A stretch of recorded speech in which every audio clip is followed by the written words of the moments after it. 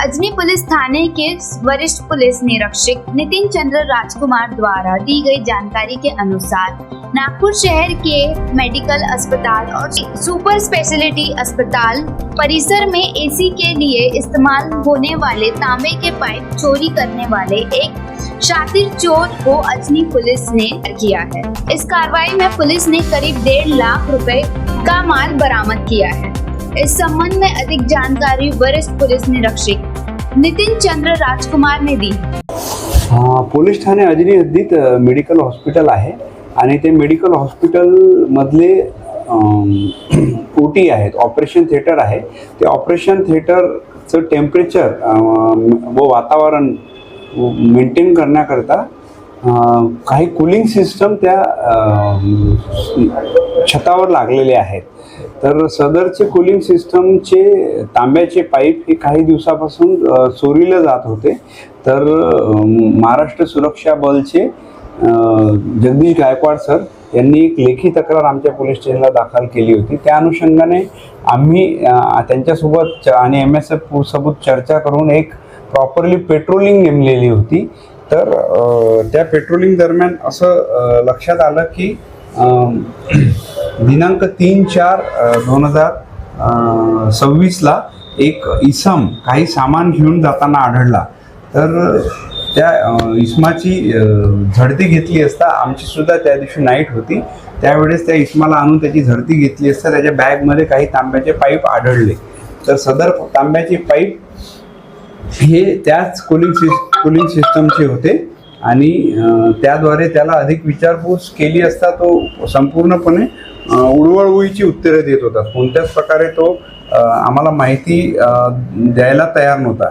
तर त्याला व्यवस्थित DB पथकाने त्याची चौकशी केली असता त्याचं संपूर्ण नाव मनोज रघुजी पिल्ले, वय 45 वर्ष, राहणार निर्मल कॉलनी झरीपटका असे सांगितले।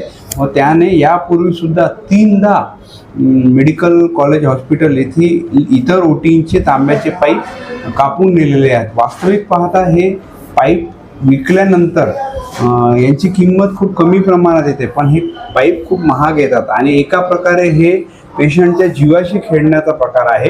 तर माझी नागपूर शहरातील सर्व कबाडी बंधूंना एक विनंती आहे की कृपया आपल्याकडे असे पाईप जर कोणी घेऊन येत असेल तर आपल्याला लक्षात येतं की हे पाईप जुने झालेले आहेत, खराब झालेले आहेत की नवीन आहेत। तर कृपया आपल्याला अशी विनंती आहे की आपण ते घेताना व्हेरीफाय करा की हे लोक चोर काही पैसे मिळण्याच्या उद्देशाने हे अशा प्रकारे कृत्य करत आहेत। त्यामुळे पेशंटच्या जीवांशी धोका होत आहे आणि पेशंटच्या जीवाशी खेळला जात आहे।